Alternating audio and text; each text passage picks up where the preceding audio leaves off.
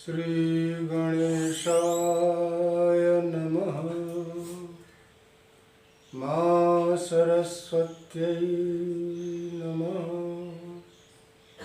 श्री गुरुचरण कमल पादुकाभ्यो नमः। ओम ओम ओम।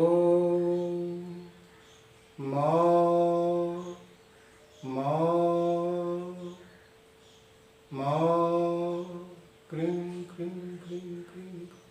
हर हर महादेव नमः। पार्वती सर्वेश्वरी स्वरूप श्री सतगुरु। जय मां गुरु गुरु। जय मां गुरु। सर्वेश्वरी स्वरूप श्री सतगुरु। जय मां गुरु गुरु। जय मां गुरु। सर्वेश्वरी स्वरूप श्री सतगुरु। जय मां गुरु गुरु। जय मां गुरु। आज का विषय पंचामृत। मां गुरु की यह कथामृत आपको अनेक प्रकार के मंगल प्रदान करने वाली कथा है। पंचामृत जैसा हमने अभी कहा तो रूप सद्गुरु सरकार सर्वेश्वरी स्वरूप सद्गुरु भगवान माँ भगवती के रूपामृत, दर्शनामृत, वचनामृत, चरणामृत, भावामृत, ये पंचामृत हैं। जैसा कि एक भाग में हमने वहाँ पहलगाम की कथा सुनाया, वो डाक बंगला के मैनेजर साहब, तो उनको रूपामृत का साक्षात्कार हुआ और वे पूर्ण भावुक हो गए। बाबा रामकृष्ण दास की कथा में दर्शनामृत के भाव हमने व्यक्त किए। बाबा निर्मल दास की कथा में हमने भावामृत की बात की और वचनामृत और चरणामृत के अनेकासह आख्यान पाख्यान चित्र रूपी चित्रकूट के अंदर समाहित हैं। समय काल आने पर एक एक प्रकट करने का प्रयास करता रहूँगा। माँ गुरु की उपस्थिति इस धराधाम के लिए, विशेषकर भारतवर्ष के लिए हर प्रकार के मंगल देने वाली, हर प्रकार के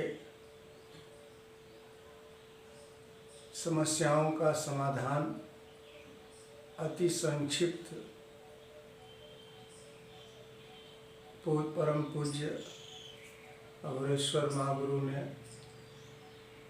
हमारे मानव समाज को दिया। कुछ ऐसी रूढ़िवादी प्रवृत्तियाँ जो हमारे वर्तमान समाज को काफ़ी मर्माहत करती हैं, विशेषकर गरीब वर्ग, सामान्य वर्ग के लोगों के लिए एक अनावश्यक बोझ बन जाती हैं। जैसे तिलक दहेज की प्रथा और मृत्यु संस्कार जब होता है व्यक्ति का तो उसके बाद तिरही वाली जो परंपरा है, या अन्य विशेष आयोजन, निरर्थक आयोजन, पैसे का अपव्यय, यह सब परम पूज्य माँ गुरु वात्सल्यमयी माता ने आज के समाज के लिए मितव्ययिता का एक सुदुर्लभ संदेश दिया। कोई माने या न माने वह अलग बात है, लेकिन जो अपनाएगा, उनके वचनों पर चलेगा, उसको अनेकाशः लाभ होगा और उसके जीवन में एक शांति बनी रहेगी। पारिवारिक, सामाजिक, अन्य अनेकों प्रकार की उसके जीवन में शांति बनी रहेगी। परम पूज्य माँ गुरु ने समाज के निकृष्टतम उपेक्षित वर्ग को इतना प्यार से, इतना करुणा से, स्नेह से अपनाया और उनको पुनः स्वस्थ, सुंदर, अच्छा बनाकर उनके ही परिवार में उनको पुनः प्रतिष्ठा करवाया। जैसे कुष्ठ सेवा, यह बहुत ही दुरूह कार्य है। कोई भी व्यक्ति अगर अपने सामने कुष्ठी बंधु को देखता है तो उसके अंदर पता नहीं कैसे मलिन भाव आ जाते हैं, लेकिन परम पूज्य सद्गुरु सरकार ने ऐसे ऐसे विभत्स रोगियों को भी अपने आश्रम में स्थान देकर, प्यार देकर, स्नेह देकर, औषधि देकर, उनको साधना उपासना की हर प्रकार की स्वतंत्रता, अगर कोई दूसरे धर्म को मानने वाला हो, अपनी उसकी पूजा पद्धति अलग हो, वह भी अपने वार्ड में, कुष्ठ सेवा के वार्ड में अपने अपने प्रकार की पूजा करे। यह आश्रम की ओर से पूर्ण स्वीकृति उसको मिली थी। उन लोगों के लिए अलग से कुछ कृषि कार्य करने के लिए भी कुछ ऐसे थे कि अपने समय को थोड़ा सा अपने हाथ पांव को वो लोग चला फिरा सके, जिनके चलने लायक थे वे उस तरह का भी अपने उनका कैंपस अलग बना था और उसमें लोग अपना कार्यरत रहते थे। सेवा के लिए बाहर से भी और आश्रम के लोग भी जो व्यवस्था में थे, एक बहुत ही सम्मानित सेवा आश्रम में दी जाती रही है। आज भी वो व्यवस्था चल रही है और ऐसी हमें आशा है कि वो हमेशा चलती रहेगी। समाज में सबको आपस में परस्पर प्रीति के भाव रखने के लिए उत्साहित, प्रेरित हमेशा करते रहे गुरुदेव। एक शादी तिलक दहेज की परंपरा का एक अति विशिष्ट उदाहरण हमारे सम्मुख है। बिहार प्रांत के क्षत्रिय परिवार के कोई गरीब किसान, उनकी बेटी शादी करने योग्य हो चुकी थी, वे असमर्थ थे हर तरह से। बिटिया भी काफ़ी सुंदर नहीं थी, जैसा आज के समाज में चल रहा है, परंपराएं चल रही हैं, उसके अनुरूप नहीं थी।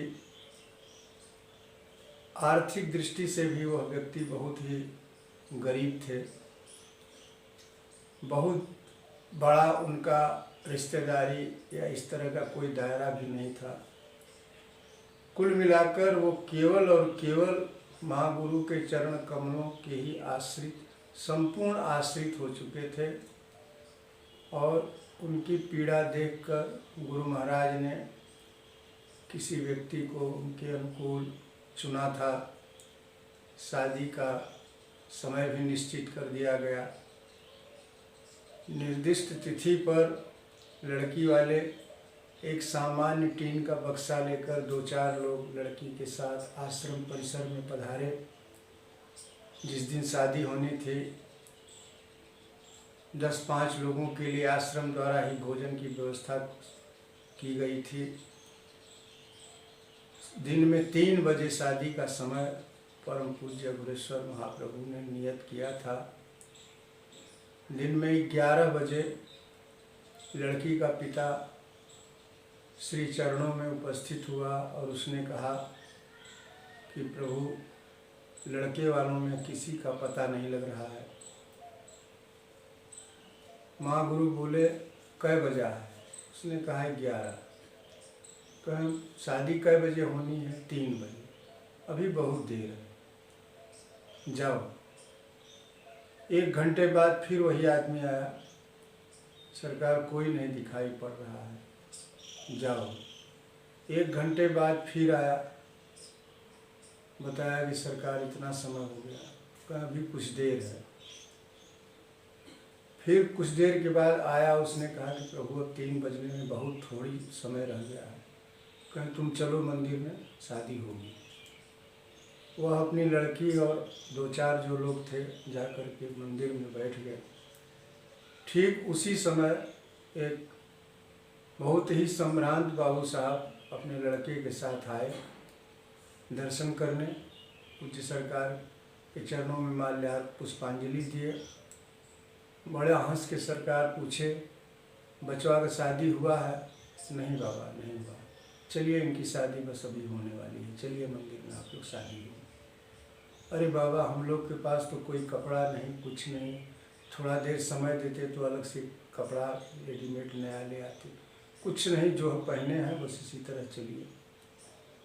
और वह गया लड़का, और उस लड़की की शादी ठीक 3 बजे मंदिर के प्रांगण में संपन्न हुई। और वह परिवार आदरपूर्वक उस लड़की को अपने यहाँ ले गए लोग। कालांतर में पता चला कि वह बिटिया बहुत भाग्यशाली, बहुत सुखी, बहुत अच्छे परिवार में चली गई। और परिवार में किसी प्रकार का कोई उलाहना, कोई ताड़ना, कोई विडंबना, कोई विरोधाभास दूर तक नहीं रहा। लोग संतुष्ट रहे दोनों पक्ष, और वह रिश्ता मजबूती से आगे बढ़ता चला गया। इसी तरह से कुछ ऐसे उदाहरण प्रस्तुत किए परम पूज्य गुरेश्वर ने, जो सामान्य जगत में सामान्य दृष्टि से पूर्णतया असंभव सा प्रतीत होता है। ऐसे ही एक सामान्य व्यक्ति चकिया के रहने वाले थे, बनारस में ही प्राइवेट कोई नौकरी करते थे। वो भी बाबा के श्रद्धालु थे। अपनी बिटिया के लिए शादी के लिए आए।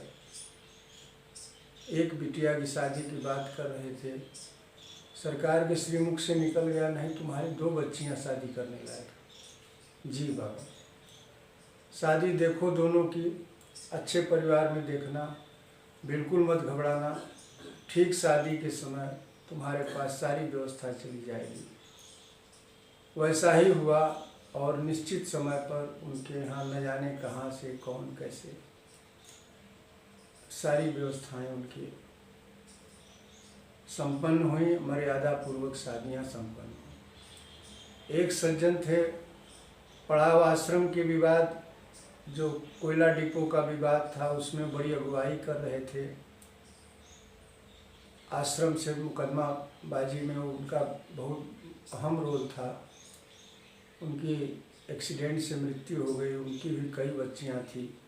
उनके परिवार के लोग आए परम पूज्य भुरेश्वर माँ गुरु ने कहा कि ऐसा दूर तक मत सोचना कि हमारे विरोध में ये थे तो उनको ऐसा कोई हमारी तरफ से श्राप हो गया, या ऐसी अशुभ विचार मन में मत ले आना। तुम्हारी जो समस्याएं हैं हमसे आगे समय से कहना, सारी समस्याओं के समाधान के लिए हम तुम्हारा सहयोग करेंगे और उनके भी पूरा सहयोग करके उनके भी प्रतिष्ठा मान की रक्षा सरकार ने किया, कोई नहीं जान पाया।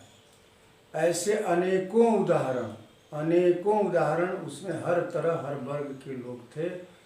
सबकी बच्चियों की शादी, जो बिल्कुल थक हार चुके थे, एक वाक्य सरकार के श्रीमुख से अक्सर निकलता था, मैं उनका हो गया कि जिनका कोई पहरेदार नहीं था। जो समाज के हर तरफ से बिल्कुल थक चुके होते थे, टूट चुके होते थे, ध्वस्त हो चुके होते थे, जिनकी समस्याओं का कोई समाधान उनको दूर तक नहीं निकल रहा था, उनकी हर प्रकार की समस्याओं का समाधान माँ गुरु ने दिया। इस धरती के वह एक ऐसा गौरवान्वित कीर्तिमान उनका रहा है कि इस पर हमने एक पद बहुत पहले लिखा था, सत्कीर्ति दिव्य गाथाओं की अभिव्यक्ति नहीं अब संभव है।